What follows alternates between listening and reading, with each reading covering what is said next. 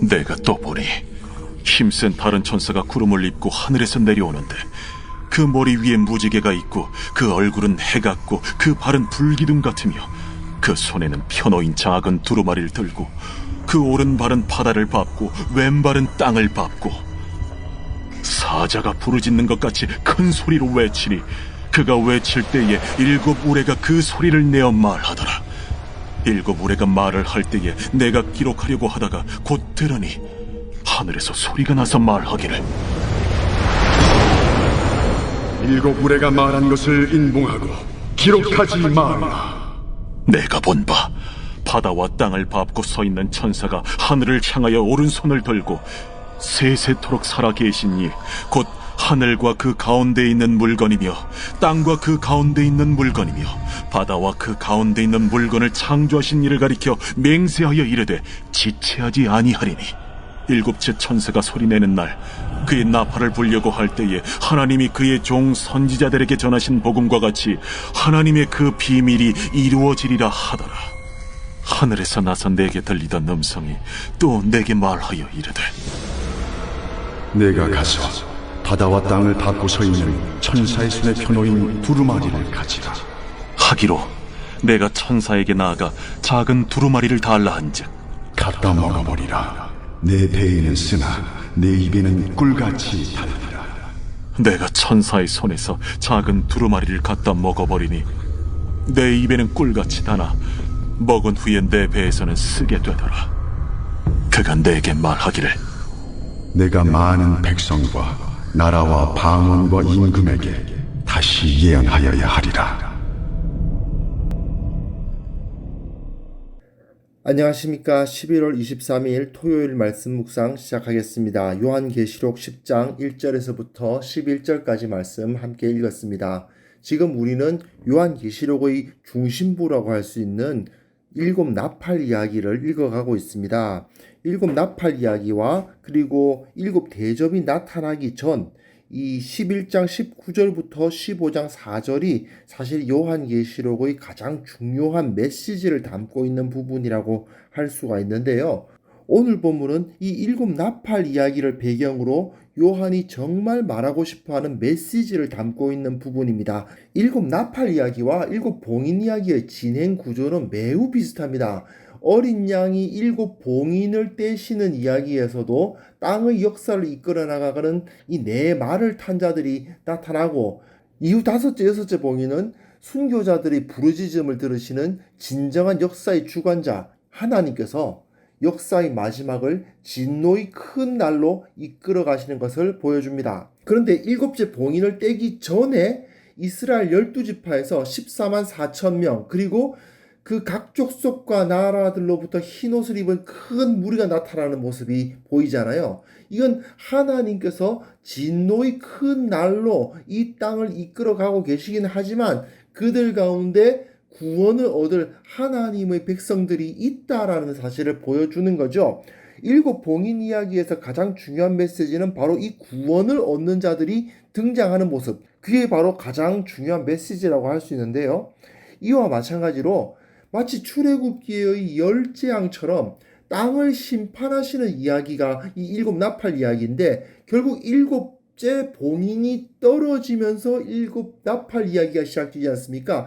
7째 봉인이란 곧 하나님의 진노의 큰 날이 시작되었다는 것을 보여주는 거고 그 하나님의 진노의 큰 날 그 기간에 어떤 일이 벌어지느냐? 이 7 나팔이 불리면서 세상에 재앙이 임하는데 땅과 바다와 강과 하늘에 재앙이 임했죠. 앞에 4 나팔에서요. 그리고 5째, 6째 나팔에서는 하나님께서 그 사람들, 그 영혼들을 심판하시는 이야기가 나오죠. 그리고 7째 나팔이 울리기 전에 이 나팔 이야기에서 가장 중요한 메시지가 바로 7째 나팔이 울리기 전에 이 세상에 하나님의 말씀을 전하는 증인들, 복음의 증인들이 파송되는 모습을 보여주는 것입니다. 1절부터 4절 보시면요. 아주 특별한 천사가 나오고 그가 큰 소리로 말씀을 선포하고 일곱 우레가 그것에 대해서 화답하는 모습이 나오거든요. 이 일곱째 나팔이 울리기 전에 한 힘센 천사가 나타나는데 이 천사의 모습이 상당히 좀 독특합니다. 다른 천사들과 동등한 위치에 있다고 보기가 어려워요. 힘이 세고 구름을 입었고 하늘에서 내려옵니다. 머리 위에는 무지개가 있고요. 태양 같은 얼굴, 불기둥 같은 발, 이런 표현들은 전부 구약에서 하나님의 영광을 나타내는데 사용되었던 표현들이거든요. 게다가 그가 손에 작은 두루마리를 하나 갖고 있어요. 이건 5장에 보시면 보좌에 앉으신 이의 오른손에 있던 그 두루마리, 어린 양이 받아온 그 두루마리를 떠올리게 하지 않습니까? 그 일곱 인이 박혀있던 그 두루마리를 떠올리게 해주는 겁니다. 요한은 이 천사를 딱하게 누구라고 명확하게 선언은 안 하는데 뭔가 감추어져 있다는 것을 표현하기 위해서 천사라고 표현하고 있는 것 같아요. 하지만 이 천사의 모습은 분명 예수 그리스도를 떠올리게 하는 거죠.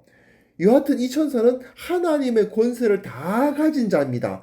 그런데도 자기가 하나님이라고 주장하지는 않는 천사예요. 하나님의 권세를 가지셨으나 하나님과 동등될 것으로 여기지 아니하신 예수님의 모습과 굉장히 비슷한 그런 모습을 보여주고 있는 이 천사가 바다와 땅을 밟고 크게 외칩니다. 사자처럼 크게 외쳐요. 그러니까 일곱 우레가 그것에 대해서 화답을 하죠. 이건 하나님의 뜻이 기록된 그의 손에 있던 그 두루마리의 내용이 온 땅에 선포되고 있었다는 것을 보여줍니다. 그런데 이것을 기록하면 안 돼요. 기록하지 않는다는 말은 뭐냐 하면 온 세상에 선포되었지만 기록될 수 없는, 모든 사람들 앞에 드러났지만 정작 사람들은 깨닫지 못하는 하나님의 진리, 그게 복음이죠. 요한은 의도적으로 이 천사를 예수님이라고 어린 양이라고 직접적으로 이야기는 안 하지만 복음이 하나님의 권세에 의해서 이 세상 가운데 사자와도 같은 큰 소리로 선포되었다는 것을 보여주고, 그럼에도 불구하고 이것이 기록되지 않는, 그래서 사람들이 깨닫지 못하는 그 비밀의 상황, 그걸 보여주고 있습니다. 이건 복음서에서도 마찬가지로 잘 나타나죠. 예수님을 따르는 자들이 아무리 복음을 들어도 깨닫지 못하는 모습들이 있었잖아요. 그와 마찬가지로 하나님의 진리가 죄인들로 하여금 눈이 있어도 보지 못하고 귀가 있어도 듣지 못하는 그런 현상이 나타나게 되는 것을 여기서 잘 보여주고 있습니다. 사실 이것은 하나님께서 안 가르쳐 주신 건 아니고 죄인들이 진리를 들으면 들을수록 오히려 그것을 거부하고 알려고 하지 않기에 생기는 문제입니다만, 여하튼 복음의 비밀의 특성이 여기서 잘 나타나는 것입니다. 5절부터 7절까지 내용 보시면요, 이 천사가 일곱째 천사가 소리내는 날 그의 나팔을 불려고 할 때에 하나님이 그의 종 선지자들에게 전하신 복음과 같이 하나님의 그 비밀이 이루어지리라 맹세하면서 선포하는 모습을 보여줍니다. 일곱째 천사가 나팔을 불 때에 하나님의 비밀이 이루어진다. 창조주 하나님을 가리켜서 맹세하는 거죠. 반드시 이 일은 이루어질 것이다. 즉 예수 그리스도에 의해서 전해진 그 복음은 반드시 성취된다라는 것을 선포하고 있는 거죠. 여기서 그의 종 선지자들에게 전하신 복음, 하나님의 그 비밀, 명백하게 그 천사가 사자와 같은 큰 소리로 외친, 그리고 일곱 우레가 그것에 대해서 화답한 내용은 복음입니다. 이 세상에는 이미 사자의 큰 소리로 복음이 선포되고 있다는 거예요. 일곱 우레가 화답하고 외치고 있다는 거예요. 하지만 그럼에도 불구하고 이 복음은 여전히 비밀로 남아 있다는 독특한 상황, 그것을 보여주는 거죠. 그리고 그 이후에는 요한에게 마치 에스겔이 경험한 것과도 같은 일이 벌어집니다. 그 두루마리가 천사의 입에 의해서 선포되었을 뿐 아니라 또한 요한의 입에 들어가서 그것을 먹고 그것을 전하라는 말씀이 주어지는데, 이렇게 두루마리를 먹고 그 말씀을 전하는 경험은 선지자 에스겔에 있어서 나타난 거예요. 두루마리를 먹고 이스라엘 족속에게 가서 말하고요. 근데 그 두루마리가 그 입에 달기가 꿀 같았다고 되어 있습니다. 에스겔은. 그런데 요한계시록에서는 입에는 단데, 꿀같이 단데 배에는 쓰더라라고 되어 있죠.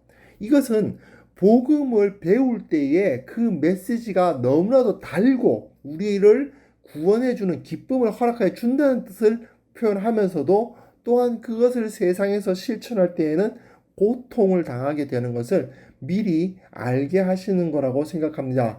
물론 에스겔도 마찬가지로 그 두루마리가 꿀같이 달았지만 그 이후에 굉장히 많은 고난을 당해요.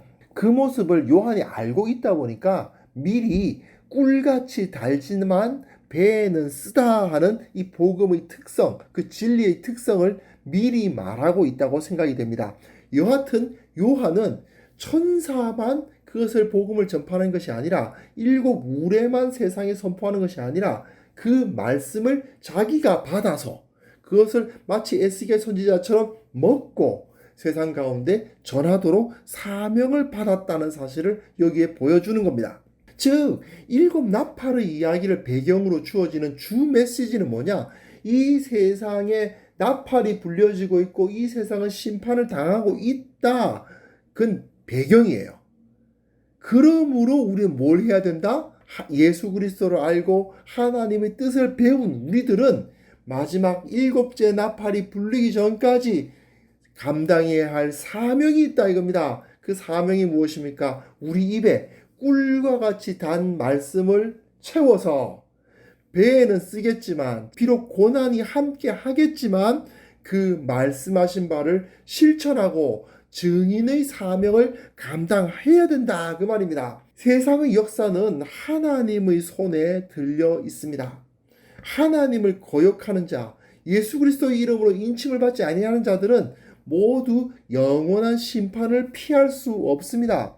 우리는 이처럼 망할 수밖에 없는 세상, 결국 하나님의 심판 앞에 놓일 수밖에 없는 세상으로 보냄을 받은 사람들입니다. 그리고 그들 중에 진리를 전해야죠. 그런데 이 진리가 아무리 전해져도 안 받아들이는 자들은 있을 겁니다. 왜냐? 이 진리의 특성 자체가 비밀이기 때문입니다. 하지만 그럼에도 불구하고 예수님께서 그 비밀된 복음을 십자가를 지시기까지 전하시다가 그리고 우리들에게 그 사명을 물려주시지 않았습니까? 이 특별한 천사, 이 힘센 천사가 그 손에 있던 두루마리를 요한에게 주었던 것처럼 우리 주 예수 그리스도께서 우리들에게 그 사명을 우리에게 주셨습니다. 그러므로 우리는 이 사명을 올바로 감당해야 되는 거죠. 우리는 먼저 우리 입에 꿀과 같이 단 말씀을 늘 먹는 삶을 살아야 됩니다.